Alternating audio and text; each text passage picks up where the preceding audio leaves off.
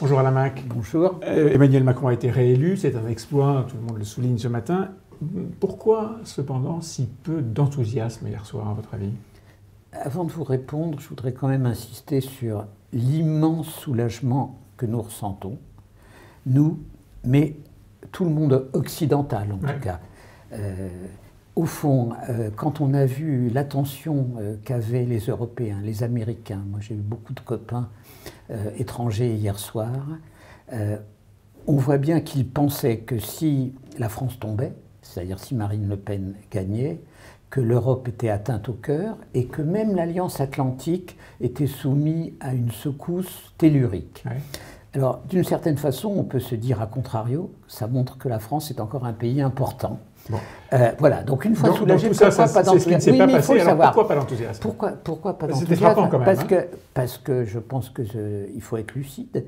La situation va être très difficile et on peut avoir une certaine forme d'inquiétude. Pourquoi très difficile? Parce que Emmanuel Macron a un tiers réellement des Français derrière lui, grosso modo. Il n'a pas une alliance politique à 58%. Non. Et même si il apparaît qu'il a une majorité parlementaire, ce sera une majorité assez artificielle, elle aura des composantes intérieures, et surtout, on va entrer dans un processus, pour la première fois de l'histoire de France, le chef de l'État n'est pas rééligible. Donc, second et dernier mandat. Second et dernier mandat. Et donc le bal des ambitions. Le bal des ambitions, les conflits. À partir de là, il y a aussi une interrogation fondamentale. Si le centre est immense, un jour les extrêmes gagnent. Donc la vraie question devant laquelle est Emmanuel Macron, c'est après avoir détruit le monde politique ancien, les deux grands partis de gouvernement qui ont géré ce pays pendant 60 ans, et les Républicains dans un sens puis dans l'autre, après, d'une certaine façon, être devenu le chef de fait de la droite modérée, il lui importe de réussir à aider la gauche de gouvernement à se reconstituer. Tant qu'il n'y a pas de gauche de gouvernement et de droite de gouvernement, la promesse, c'est qu'un jour les extrêmes gagneront. Donc un centre et deux extrêmes comme le schéma actuel, ce n'est pas le bon schéma pour la démocratie. Ce n'est pas le bon schéma pour la démocratie. Peut-être fallait-il que les deux partis de gouvernement, d'une certaine façon, soient balayés, mais il faut que se reconstituent. Et ça, c'est la question, elle est à gauche. Parce que Macron... Pourquoi n'est pas à droite? Pourquoi est-ce que c'est? Parce qu'il y a un Emmanuel Macron du premier tour et un Emmanuel Macron du deuxième tour. Non, mais l'Emmanuel Macron du deuxième tour, il fait des clins d'yeux à LFI. Oui. Le problème, c'est pas d'essayer de reconstituer... Et aux écolos. Le problème, c'est pas de reconstituer une gauche de gouvernement sous ses auspices avec LFI. Donc la question, c'est est-ce qu'il fait avec les gens qui, d'une certaine manière, vont quitter le Parti socialiste à partir du moment où M. Faure a décidé de devenir un appendice de M. Mélenchon. En tout cas, négocier avec lui. Est-ce qu'il va essayer de faire avec ces gens-là ce qu'il a su faire avec une partie de la droite en 2017? S'il ne le fait pas, s'il ne se donne pas ce devoir historique d'essayer de reconstituer une gauche gouvernementale, je suis très inquiet pour dans 5 ans. Est-ce que ça veut dire qu'il doit gouverner plus à gauche qu'il ne l'a fait jusqu'ici? Oui. Ça ne veut pas dire économiquement. De toute façon, économiquement, on ne peut pas gouverner plus à gauche, il n'y a plus d'argent dans la caisse. Or, la gauche, c'est... oui, mais l'échec continue. Hein. Oui, bon, enfin, ça va se terminer maintenant, ça y est. Après la législative, je pense quand même que la raison va frapper à la porte. Donc, je pense qu'il faut essayer de continuer une gauche de gouvernement. Il faut se poser des problèmes sur un sujet, par exemple, qui n'a jamais été abordé pendant cette campagne, à mon grand dame, l'actionnariat salarié. Vraie question.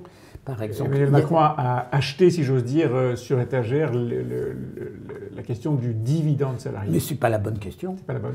La bonne question, c'est il faut distribuer des actions gratuites aux salariés des sociétés cotées. D'ailleurs, les groupes cotés qui ont aujourd'hui les salariés comme actionnaires sont parmi ceux qui vont le mieux. Bon, il y a des questions politiques qui ont une odeur nouvelle de gauche qu'il faut mettre sur la table.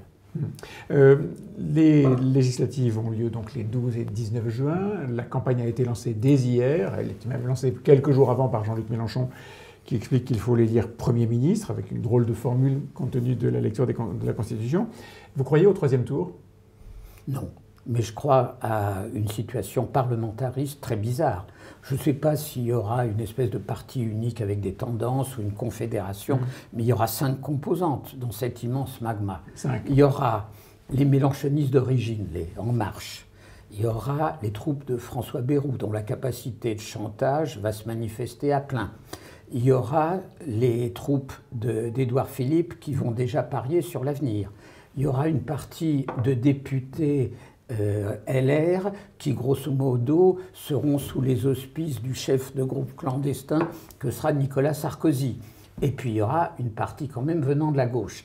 Donc en réalité, la diversité politique, elle sera dans cette espèce de magma parlementaire. Et vous verrez qu'au fil des mois, pas tout de suite, il va y avoir 6 mois d'unanimité relative. Au fil des mois et des années, il y aura des sissiparités, comme on dit parfois en matière bactériologique. Et donc ce qui, sous le quinquennat de François Hollande, s'appelait des frondeurs.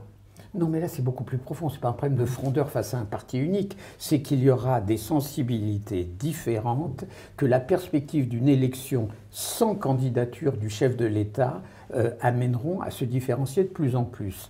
Et on revient donc au point, est-ce que là naîtra à un moment donné l'opposition d'un centre droit et d'un centre gauche? 63% des Français, selon un sondage publié ce matin, souhaitent une cohabitation en France. Est-ce que ce n'est pas très mauvais signe tout de même sur la capacité du chef de l'État à agir? Non, mais c'est en effet mauvais signe, ça montre qu'elle a 63%, donc on trouve 37%. Donc à nouveau, on tombe sur la réalité politique, son substrat, c'est un tiers des Français, avec des institutions fortes, mais avec des institutions... J'ai parlé du fait qu'il n'est pas éligible, mais il y a une autre chose que l'on va voir, et qui est issue de la réforme constitutionnelle de 2008, c'est qu'il n'y a plus de 49.3, sauf une fois par session.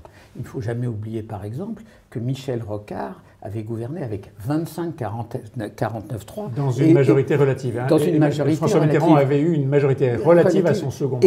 Et Raymond Barre, du temps de Mathusalem, avec un nombre incalculable de 49.3. Donc la vie parlementaire va être beaucoup plus rude, et elle le sera d'autant plus que le chef de l'État n'aura pas évidemment cette arme que Emmanuel Macron a utilisée avec beaucoup de talent de la future candidature.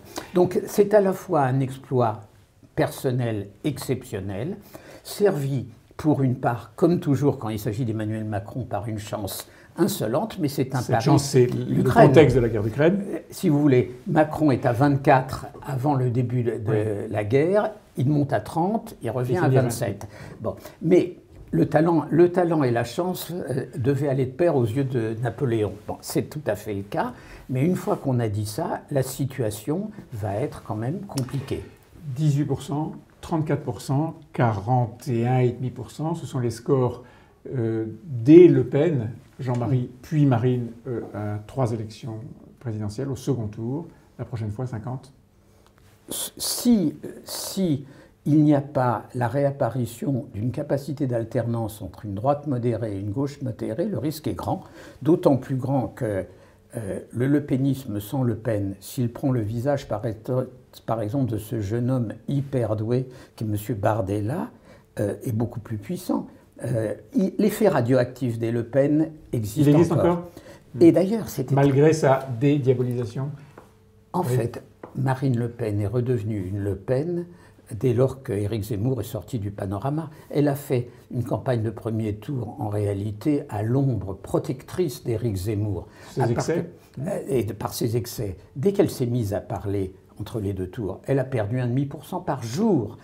Le 0,5% par jour, c'était une forme quand même d'extrémisme, de coup d'État légal. On n'a pas assez parlé de ces réformes dites institutionnelles. C'était un coup d'État légal. Bon, je suis sûr que l'extrême droite, qui sera de moins en moins extrême droite, mais toujours populiste, dans une configuration personnelle différente, risque d'être en effet très puissante. Un dernier mot, une dernière question. On a vu pendant cette campagne, et on voit avec les résultats d'hier soir, que la personnalité d'Emmanuel Macron est peu aimée ou même détestée par une grande partie des Français. Est-ce que c'est réversible ? Je ne sais pas, parce que ça a tenu cette hostilité a perduré pendant 5 ans, donc on ne voit pas pourquoi elle se dissoudrait. Alors qu'est-ce qu'il y a derrière cette hostilité? Parce que arrêtons l'arrogance, tous les chefs d'État sont en surplomb, enfin tout ça c'est du pipeau.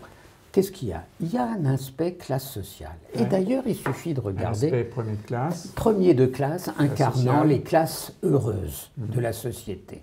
Et d'ailleurs, quand on regardait le vote du premier tour, on voyait bien quand même que la France heureuse est pour Macron.